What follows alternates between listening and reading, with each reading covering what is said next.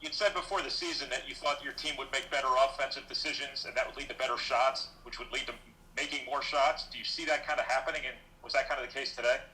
Well, obviously you're playing against a zone, so I can only answer it.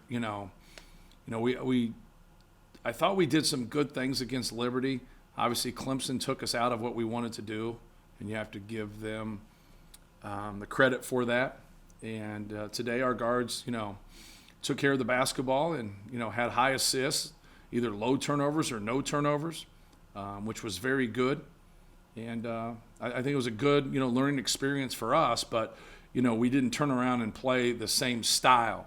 And so I think that's the one thing about the growth of a basketball player, the growth of a team, is, you got to be able to take care of the basketball against various styles of play, whether it's a pressing team, a zone team, a man-to-man pressure, a switching team, whatever it might be. There's a lot of different styles. And so we have to be able to continue to grow. And but it was still a good sign today, with all the assists that we had, and we obviously had fewer turnovers. Matt, just Sasha's overall game, he hit the six threes, but also the 7 assists, and just kind of his floor game, and also maybe his veteran presence. After you had a rocky start there with some turnovers until the midway part of the first half. Yeah, I thought we just had some careless turnovers, just trying to be cute, threading the needle. Just had to do a better job of passing and catching and making simple plays. When we started doing that, we were pretty good. Obviously, Sasha knocked down some shots and just made simple passes. He made some nice looks, but they were still the simple play. And he really, I think that's a good way of putting it. I thought he had a calm presence about him and played within himself and just took what the defense gave him. And if he just talk about Brandon Newman, just how comfortable is he in these first 3 games? I mean, he has some poise and some presence about him that maybe you wouldn't expect from a redshirt freshman, but just what he's done for you these first 3 games, especially tonight. Yeah. Right. Well, we've, really tried to encourage him to play off of 2 feet, take what they're giving you, make simple plays, but move and be able to shoot. Always look to catch and shoot the basketball. He's got good range. He's really made better decisions so far in the past month or so than he did last year. Like last year, that was probably his Achilles, was the decision making in practice. Then I think it's just an overload sometimes coming in as a freshman with all the things that we run and our defensive principles. So he's getting better in all areas. He's had to back up defensively at the point and guard the point when Isaiah's out, and he's done a pretty good job with that. I thought he did a good job in the Clemson game of that. And he's been able to knock down shots. When he gets his feet under him, he's a really good shooter. He had a couple nice finds there into the high post and knocked down some 15-footers. Obviously, he made some threes.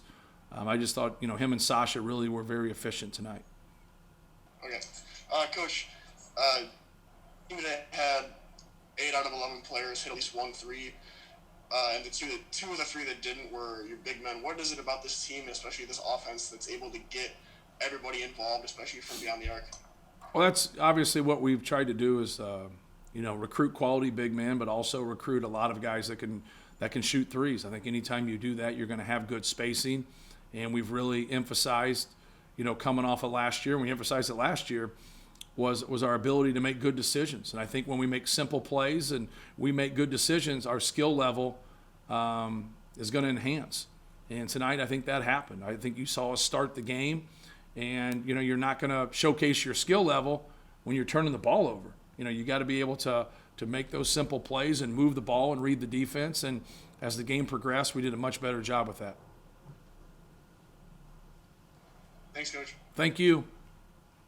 Anyone else have anything? Brian, go ahead. Try again. Matt, hey, where did the energy come from without fans here? Where does it have to come from? Well, I think, where's it going to come from when the ball doesn't go in? I think our we made shots, and anytime you make shots, I think that gives you, and you feed off of that energy. You got to be able to feed off of, your defense. You got to be able to feed off of just having a competitive spirit as a whole. And we just got to keep working on it in practice. So when we get into games, when we get into tough times, we're there for each other. I think all coaches across the country will feel that way because it's a little different, but you feel that in practice, you know, because you have two teams going against each other in practice, and like who's going to bring that energy, you know, who's going to, you know, have that excitement, you know, for their team and for other people on their team. Well, you see it in practice all the time. You know, it's one team gets on top and then all of a sudden, you know, they start to pick it up, but it's normally the team that plays better. You know, but can you have that energy when you struggle a little bit to get out of that rut? A lot of times home crowds are the ones that are there for you, and now we don't have that. So just got to keep working at it and just plugging away.